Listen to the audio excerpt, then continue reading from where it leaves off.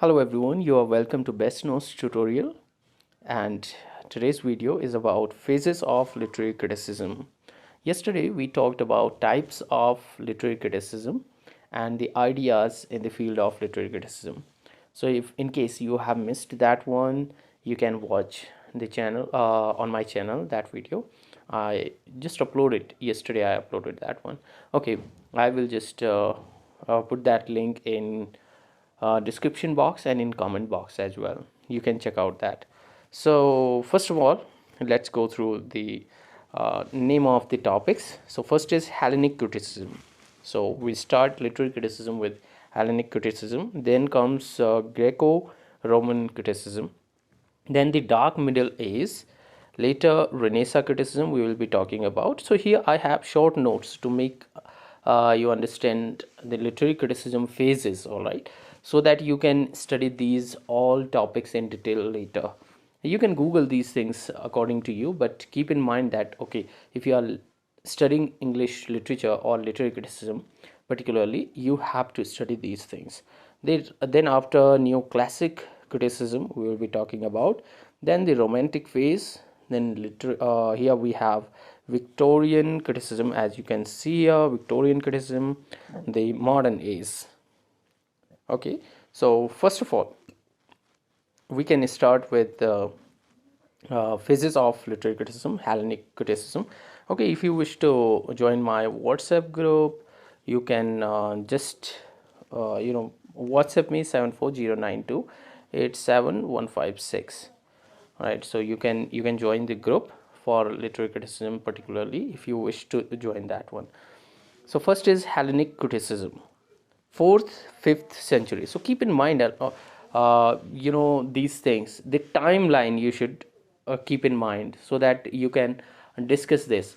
Okay, let me give you a target or a way how to discuss these things with you. जब आप इसे complete कर लेंगे तो एक तरीका मैं आप लोगों को बता देता हूँ कि आपको इसे डिस्कस कैसे करना है, या आपको कॉन्फिडेंस कैसे आएगा कि लिटरेरी क्रिटिसिज्म में मुझे कितना आता है. तो आप क्या करेंगे, इस वीडियो को 2 बार देखेंगे. ओके, 2 बार आपको ये वीडियो देखना है. 2 बार देखने के बाद आप 2 ब्लैंक पेजेस ले लीजिए और ब्लैंक पेजेस में लिखने की कोशिश कीजिए टोटल जो भी आपको याद रहे इस वीडियो के बाद में, राइट. और फिर अगर आप लोगों को याद नहीं है तो आप इसकी पीडीएफ यूज कर सकते हैं और ब्लॉग ज्वाइन कर सकते हैं हमारा. और फिर आपको इसे, जब तक आप इस पूरे वीडियो का जितना कंटेंट है उसे खुद से 2 पेजेस में नहीं लिख लेते, तब तक आपको ये रिपीट करना है. और जिस दिन आप ऐसा कर लेंगे तो आपको खुद ही कॉन्फिडेंस आ जाएगा कि आप इसे कर सकते हैं, right. So 4th 5th century, Athens was the centre of literary and critical activity. So कुछ चीज़ें हैं जैसे 4th 5th century, एक वर्ड आ गया आपका एथेंस, आपको याद रखना है. Plato and Aristotle were the most important critic. और 2 इंसान हैं वहाँ पे, एक प्लेटो है, एक एरिस्टोटल है. This is called the earliest or Hellenic Greek phase of criticism. तो इसे हम हेलेनिक भी कहते हैं और ग्रीक फेज ऑफ क्रिटिसिज्म भी कहा जाता है. Aristotle, he is the first scientific critic. So in English literature it is considered that Aristotle was the first scientific critic. तो एरिस्टोटल के बारे में देखिए, एक तरह से हम डेवलप कर रहे हैं अपने दिमाग में, या आप एक जब भी आप नोट्स बनाएं खुद के लिए तो आप क्या कर सकते हैं, इस तरह से स्टार्ट कर सकते हैं 4 5th. Okay, then comes Athens. तो अब एथेंस के बारे में बात कर रहे हैं. तो एथेंस में आप लोगों को क्या है, एथेंस क्या है, आप लोगों का एक सेंटर है. किस चीज़ का सेंटर है, लिटरेरी एंड क्रिटिकल एक्टिविटीज़ का. अब एथेंस के बाद आपको ये हो गया एरिस्टोटल, ये हो गया आपका प्लेटो. 2 चीज़ें. अब एरिस्टोटल है तो एरिस्टोटल क्या है, आपका फर्स्ट साइंटिफिक क्रिटिक. तो ये हमारा एक माइंड मैप बनता जा रहा है, ये आप खुद भी इसे बना सकते हैं. So we were writing here about Aristotle. So Aristotle एक तो ये साइंटिफिक आपका क्रिटिक हो गया, and he was the first theorist as well. So theorist. अब ऐसा करने का बेनिफिट क्या है, ऐसा करने का बेनिफिट क्या है कि जो हमारा ब्रेन होता है वो पिक्चराइजेशन से इन चीज़ों को सीख लेता है बजाय मेमोराइजेशन का. तो अगर आप मेमोराइजेशन यूज कर रहे हैं वेल एंड गुड, उसके साथ साथ में पिक्चराइजेशन भी यूज कीजिए. अब देखिए, अगर मैं आप लोगों को अभी कहूँ कि मैंने यहाँ पर क्या लिखा था, फिर यहाँ पर क्या लिखा था, ऑलराइट, तो आपको याद आएगा कि यहाँ पे आपका एथेंस था, उसके बाद में हमने ए लिखा था, फिर हमने पी लिखा था, तो कहीं ना कहीं दिमाग में रहेगा कि ए से आपका एरिस्टोटल हो गया, पी से प्लेटो हो गया। तो इस तरह से तो इन्फॉर्मेशन जल्दी हमारे ब्रेन में सेटल हो जाती है। सो उनका एक वर्क था poetics. So poetics influenced inquiry through poetic influence critical inquiry through the age. तो जो पोइटिक्स उनका वर्क था, वो पूरा जो क्रिटिकल एक थॉट था, उसने पूरी एज को क्या किया था, इन्फ्लुएंस किया था। I study of poetics is therefore considered indispensable for all student of literature. तो अब आप लोग समझ सकते हैं कि जब भी पॉलिटिक्स से क्वेश्चन पूछा जाता है, जैसे यूजीसी नेट या किसी में पॉलिटिक्स से क्वेश्चन पूछा जाता है, तो हम यूजुअली कई बार ऐसा सोचना शुरू कर देते हैं कि why they are asking the questions from politics particularly, कि इससे क्यों क्वेश्चंस किए जा रहे होंगे। तो ये हमारा क्या है, अगर हम बोले कि सबसे पहला जो वर्क है वो कौन सा है, पॉलिटिक्स से है, एरिस्टोटल का। नाउ ये आपका फ़िलहाल के लिए आपके लिए एक शॉर्ट डिस्क्रिप्शन है कि आपको हेलेनिक, जैसे आपके दिमाग में अगर हेलेनिक क्रिटिसिज्म आए तो आपके दिमाग में तुरंत आपके दिमाग में एथेंस आ जाए, एरिस्टोटल आ जाए और प्लेटो आ जाए और पॉलिटिक्स आपके दिमाग में आ जाए। एरिस्टोटल के साथ में आपको एससी याद आ रहा होगा, ओके, साइंटिफिक क्रिटिक था। और उसके बाद में एससी के बगल में मैंने क्या लिखा था, वहाँ पे मैंने लिखा था TS, so he was theorist. तो जितना हमने अभी इतनी लाइंस में हमने पढ़ा है, ये क्या था आपका एथेंस, और ये था आपका centre of literary and critical activities के लिए। तो बहुत जल्दी आप लोगों ने देख लिया होगा कि इतनी सी जगह पे हमारा काफ़ी सारा जो इन्फॉर्मेशन है वो समअप हो गया है, हमें पूरा पेज लिखने की ज़रूरत नहीं है। तो एक तरीका है कि बड़े टॉपिक्स को शॉर्टन करने का और जो क्रिटिकल इन्फॉर्मेशन है उसे अपने दिमाग में सेटल करने का।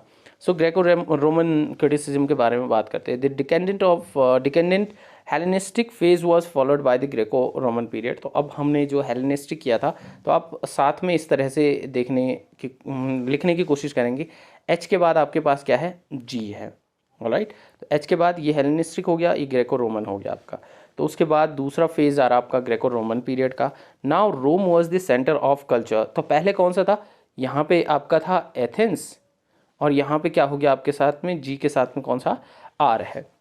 Now Rome was the centre of cultural and literary activities. Roman scholars wanted to equal and excel Greek masters. अब वो जो रोमन हैं वो क्या करना चाह रहे हैं, हेलेनिक या ग्रीक जो मास्टर्स हैं उनके इक्वल जाना चाह रहे हैं। They misunderstood and misinterpreted Aristotle. और लेकिन वहाँ पर एक जो मिस्टेक हुई है वो ये हुई है कि एरिस्टोटल को उन्होंने मिस इंटरप्रेट कर दिया, उसकी बातों को पूरी तरीके से समझ नहीं पाए। बाद में भी काफ़ी कन्फ्यूज़न इस चीज़ में हुआ है। जैसे कि आपने अपॉलजी फॉर पोइट्री सिडनी ने लिखा था, ठीक है, तो वहाँ पर जो जितनी चीज़ें चल रही थी, प्रॉब्लम्स चल रही थी, क्यों उसको लिखा गया, उसके पीछे की स्टोरी आप लोगों को पता होगी। स्कूल ऑफ अब्यूज़ लिखा गया था। उसके बाद आपका ये वर्क आया था सिडनी का, अपॉलजी फॉर पोइट्री। तो ऐसा क्यों हुआ था, वो सारी चीज़ें आप लोगों को समझ में आ जाएंगी धीरे धीरे। तो उसके बाद आता है Horace, Quintilian and Longinus, most penetrating critic of the age. अब यहाँ पर ऊपर अगर हम देखें कि जो एथेंस में था या हेलेनिस्टिक फेज़ में था, तो कौन कौन थे आपके, एरिस्टोटल और प्लेटो थे। अब यहाँ पे कौन है आपके जो नेक्स्ट फेज़ है आपका ग्रेको रोमन में, तो ग्रेको रोमन में आप देख सकते हैं कि हॉरेस है और आपका क्विंटलिन है और लॉन्जाइनस है। Now next one is the dark middle age. Dante is the only ray of light that illumines for a while। यहाँ पर आपको एक ही वर्क आप लोगों को एक ही राइटर आप लोगों को दिखेगा जो है आपका दांते। Rich literary treasures of antiquity was neglected.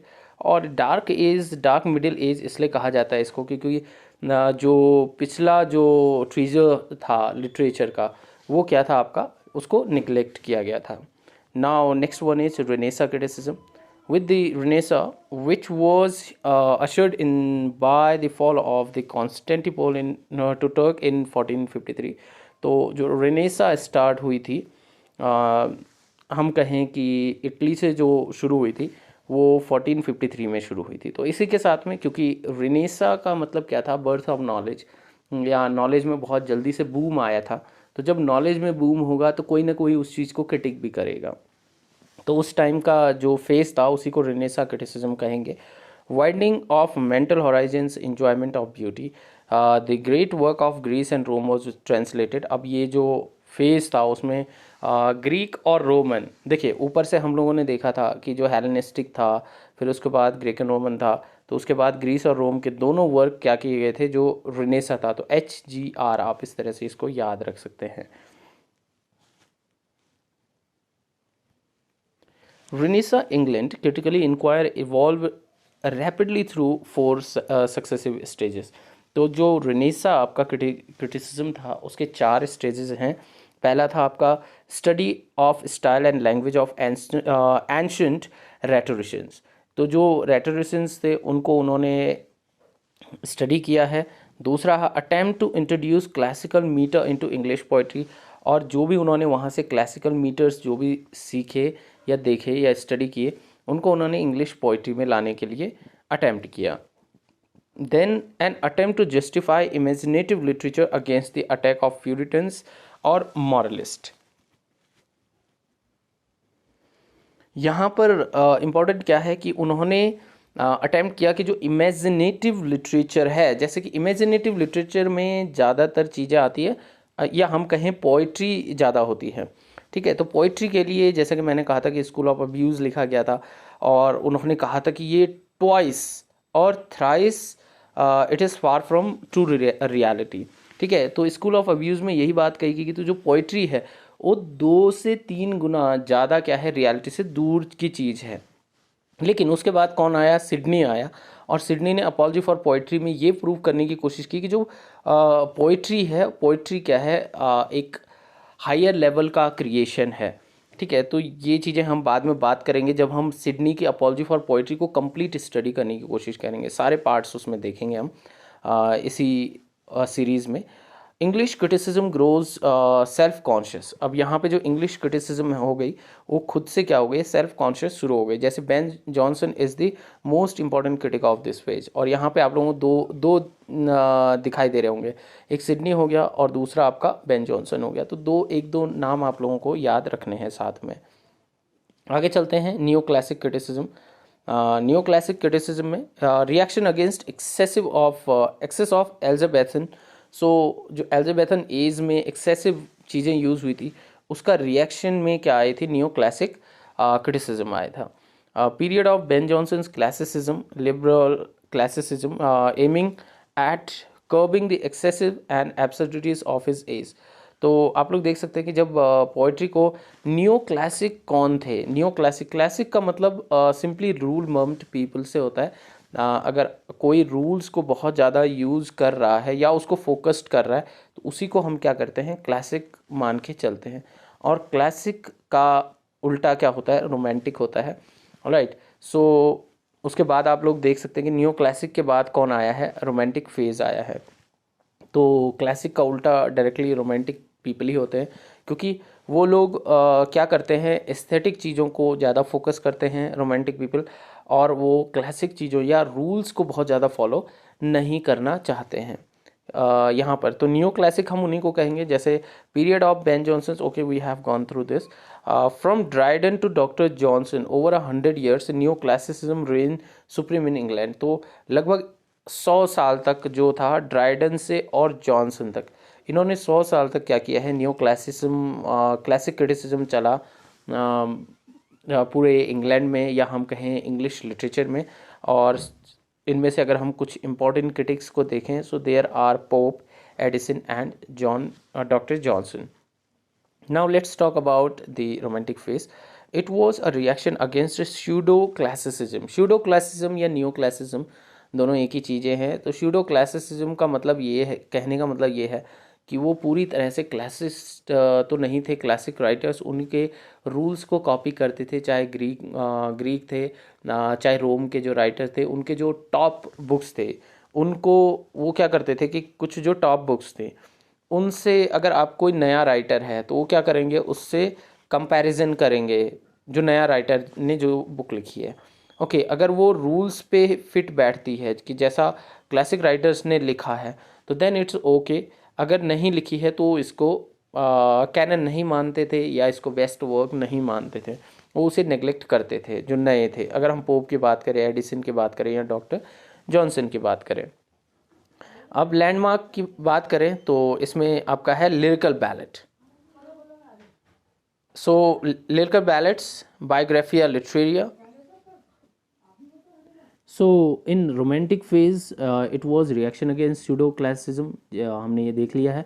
इसमें लैंडमार्क जो थे वो लिरिकल बैलेट्स और बायोग्राफिया लिटरेरिया था। दोनों आप लोग जानते हैं। Lyrical ballads Wordsworth and T S Eliot का कंबाइंड एक अटेम्प्ट था, एंड बायोग्राफिया लिटरेरिया ये एस टी कॉलरिज का है। तो इन्होंने अपने आइडियाज़ दिए हैं रोमांटिक फेज़ में, क्योंकि किस तरह से पोएम्स लिखी जानी चाहिए, किस तरह से उसमें अगर हम इमेजिनरी चीज़ों को डालने की कोशिश करें तो किस तरह से होना चाहिए। जैसे वर्ड्सवर्थ ने कहा कि हमारी जो पोएम की जो लैंग्वेज होनी चाहिए वो कैसी होनी चाहिए, कॉमन मैन की होनी चाहिए। So French Revolution and German philosophy contributed in development as well and individuality। अब जो रोमांटिक फेज था उसमें क्या क्या चीज़ें उन्होंने फोकस की या उन्होंने किस चीज़ को ज़्यादा इम्पोर्टेंस दी, तो यहाँ पे है individuality, subjectivity, individual freedom of expression. Next is Victorian. अब रोमांटिक फेज के बाद आता है Victorian criticism, reaction against romantic mood. अब आप ये एक चीज़ देखिए, ये चीज़ अगर आप लोगों के दिमाग में बैठ गई तो आप लोगों को बहुत अच्छी सी चीज़ें याद रहेंगी, ठीक है। कि जब भी कोई नई एज आती है या कोई नया इज़्म आता है, या हम कहें कोई वाद आता है, या हम ये कहें कोई नया आइडिया आता है, तो क्या है कि फर्स्ट अगर कोई आइडिया है तो उससे लोग इतना ऊब जाते हैं। जैसे आप लोगों ने देखा कि पहले ऊपर जो आइडिया था वो क्या था, न्यू क्लासिक, ठीक है। तो लोग रूल से, यहाँ पे क्या हो रहा था, रूल से बहुत ज़्यादा बोर हो गए थे। तो उन्होंने क्या किया कि रोमांटिसिज्म की तरफ वो चलने लग गए, मीन्स फ्रीडम ऑफ एक्सप्रेशन की तरफ वो जाने लग गए, ठीक है। यहाँ पे कोई रूल्स की बात नहीं होती थी। यहाँ पे अगर आप जो भी आपको एक्सप्रेशन देना है वो आप एक्सप्रेस कर सकते हो बिना किसी पर्टिकुलर आइडिया के या बिना रूल्स के। Okay, now after romantic mood, देखिए अब ये विक्टोरियन जो है वो क्या हो गए, ये कुछ ज़्यादा ही फ्री हो गए रूल से, रोमांटिक पीपल। तो उसके बाद उन्होंने क्या किया कि इसके बाद आ गए हमारे पास में विक्टोरियन, ठीक है। तो ये किसका रिएक्शन है, रोमांटिक का। और रोमांटिक किसका रिएक्शन था, किसके अगेंस्ट रिएक्शन था, न्यू क्लासिक के। Alright, so here you can see to individualistic and to emphasis on aesthetic appreciation. तो अब विक्टोरियन जो पीरियड है वो साइंटिफिक भी है, या हम उसे कहें वो ज़्यादातर प्रैक्टिकल था, ठीक है। यहाँ पे प्रैक्टिकलिटी पर भी ध्यान दिया जा रहा था। तो यहाँ पे कुछ ज़्यादा ही इंडिविजुअलिस्टिक हो गए थे लोग रोमांटिक पीरियड में। Okay, so here you can C aesthetic appreciation. अगर आप देख रहे हैं कि वर्ड्सवर्थ को आप देख रहे हैं कि वो कहीं पे किसी तालाब के किनारे बैठे हुए हैं, डैफोडिल्स के बारे में लिख रहे हैं, तो वो कुछ ज़्यादा ही डूब गए हैं डैफोडिल्स के बारे में। डैफोडिल्स के बारे में लिख रहे हैं कि वो नाच रहे हैं, कूद रहे हैं, ठीक है। कोई पेड़ के नीचे बैठा हुआ वो टू द स्काईलार्क लिख रहा है। तो आप लोग देख सकते हैं कि कुछ ज़्यादा ही एस्थेटिक एप्रिसिएशन में वो लोग ज़्यादा डूब गए हैं। और disregard of rules and principles, और जो रूल्स और प्रिंसिपल्स को क्या कर दिया, पूरी तरह से उन्होंने डिसरिगार्ड कर दिया है। Once again, they tried to introduce order and discipline in literary criticism। फिर से विक्टोरियन पीरियड में उन्होंने फिर से, जैसे Matthew Arnold leading critic of the age, यहाँ पे क्या आप लोगों का, तो दोबारा से क्या करने की कोशिश कर रहे हैं, फिर से ऑर्डर और डिसिप्लिन लाने की कोशिश कर रहे हैं, किस में, लिटरेरी क्रिटिसिज्म में। सो मैथ्यू अर्नोल्ड, इनका टच स्टोन मैथड आप लोगों को पता ही होगा, टच स्टोन मैथड। ओके, ये लेके आए थे। तो टच स्टोन मैथड सिंपली क्या था, अगर मैं बहुत सिंपल वर्ड में कहूँ तो यही था कि आप क्या करेंगे, किसी न्यू बुक को, कोई नई बुक लिखी गई है उसे आप पुरानी बुक से क्या करेंगे, देखेंगे, और अगर वो उसको सेट ऑफ रूल्स से ठीक मैच करती है तो वो क्या है, वो बुक अच्छी है, अदरवाइज वो वैल्यू नहीं देते हैं उसको।